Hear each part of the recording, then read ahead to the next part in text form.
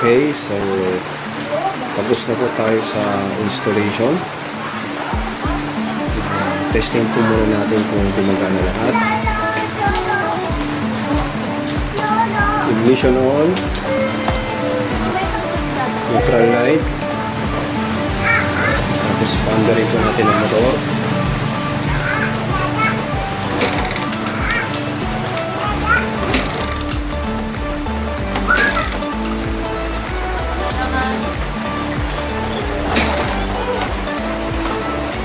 Ay, sorry. Naka-fill switch pala ayaw mandar. So, off natin yung fill switch. Ayun on. Tapos, ayun.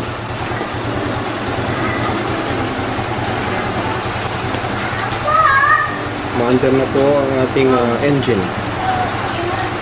Test po natin yung hindi po natin na-try yung push start dahil sira po yung Bendix push starter ng motor na to. So, tatry po natin yung hazard. Ayan. So, mag-blink po yung dalawa. Hazard po yan.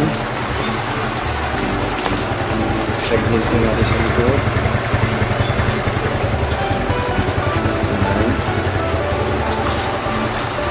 Ito yung ating hazard switch.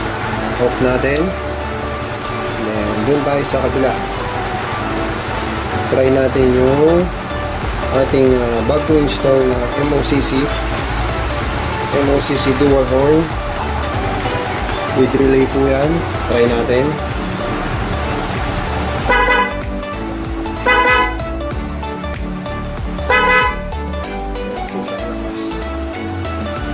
Then, try po natin ang ating signal light. Makita. Left.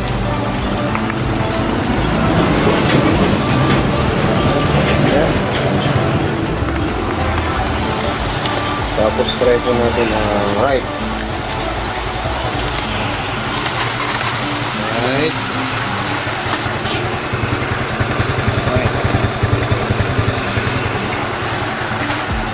Tapos off po natin. Then try po natin na park light. Activate po siya. Saka yung park light. Try ko pong off. Off. Wala. On. Park light. Yan. Then press natin yung headlight.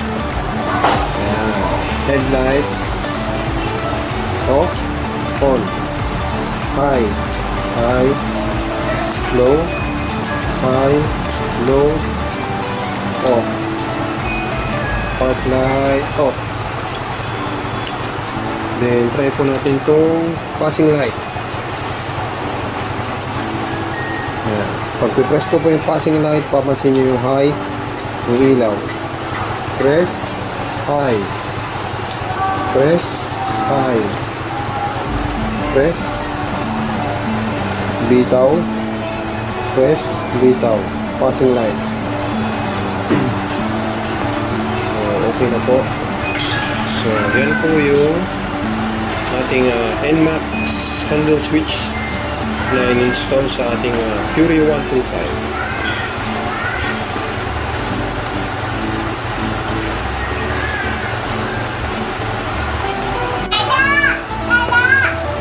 Kalimutan ko yung kill switch.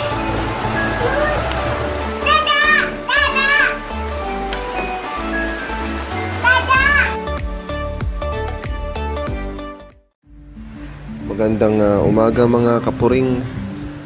Ngayon po ay papakita ko sa inyo kung paano po maggapit ng quick throttle sa ating Fury 125.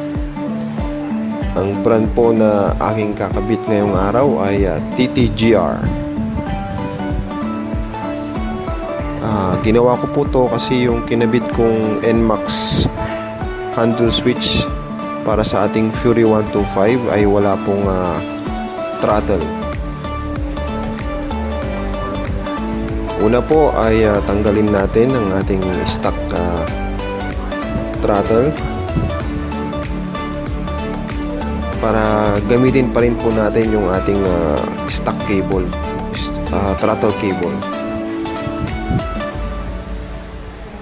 Tapos po tanggalin po natin yung dalawang Allen bolt sa pinakadulo ng ating quick throttle handle para maikabit po natin to sa ating handlebar.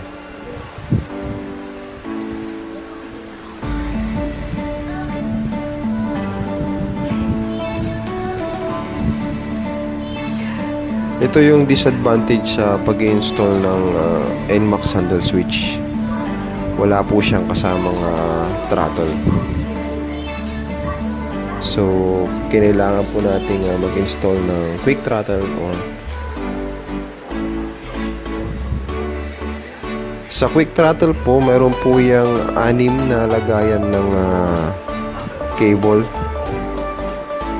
So, mamimili lang po tayo kung saan naabot yung ating stock cable.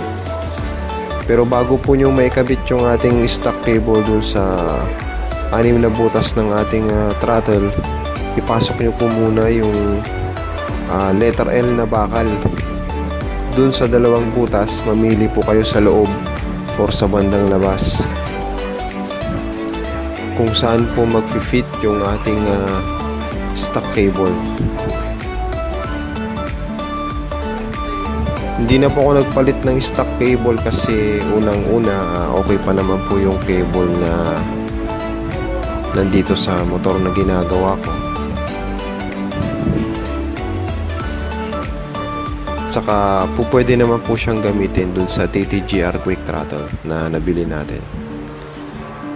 So once na nailagay na natin yung ating stock throttle cable dun sa TTGR quick throttle, sa akin nilagay ko siya sa pangalawa or pangatlong lagayan para hindi naglaylay or nabinat yung ating quick throttle cable. Pagka okay na, pwede na nating ilagay yung 2 Allen bolt para higpitan.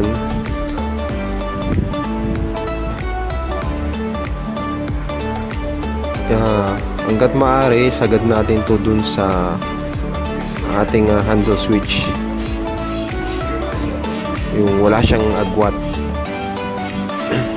para maisagad natin yung quick throttle sa mismong handle switch.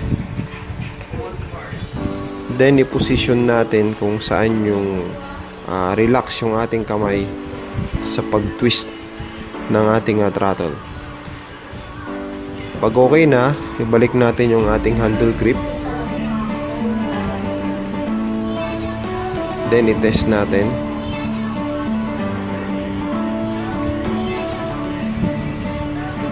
Make sure na fit yung ating handle grip dun sa ating quick throttle para kapit na kapit yung ating pag-twist pag umaandar na tayo.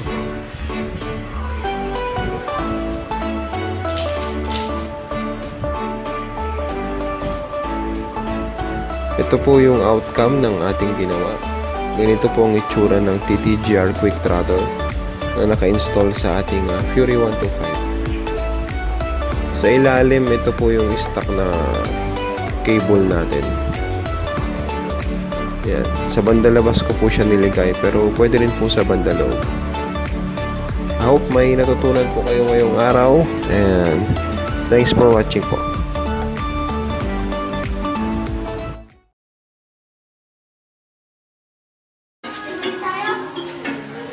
Voltmeter installation.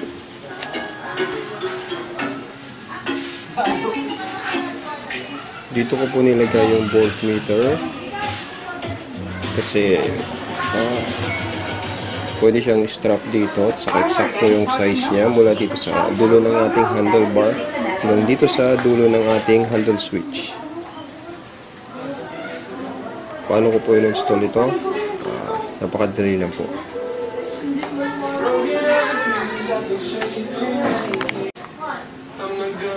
ang una po natin gagawin ay tanggalin po natin ang tornilyo ng ating headlight. Kabilaan po yan. Tapos meron pa pong isa sa ilalim ng ating headlight.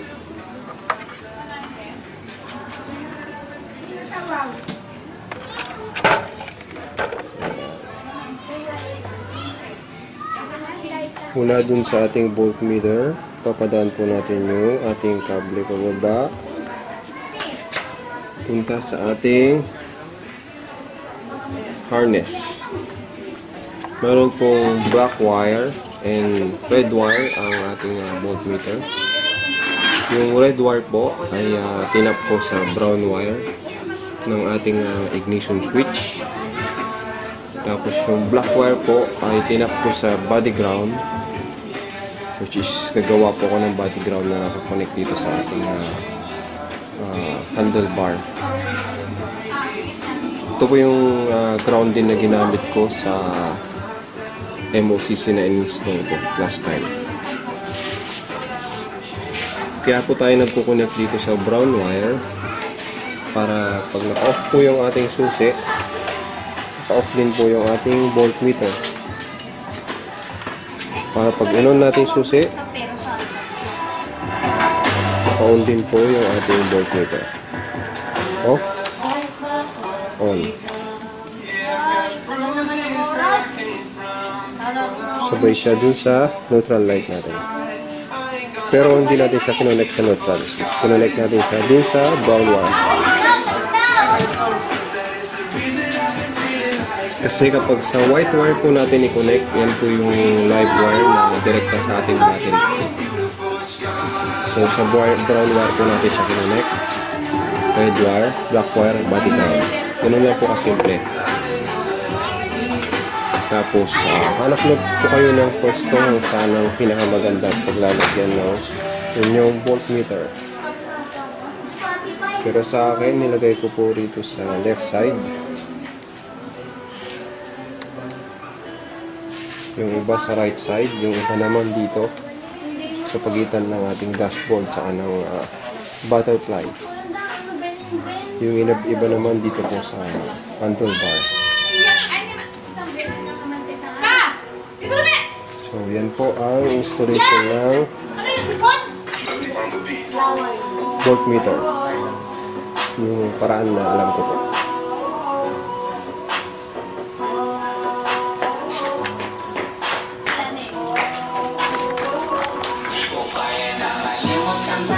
Ito.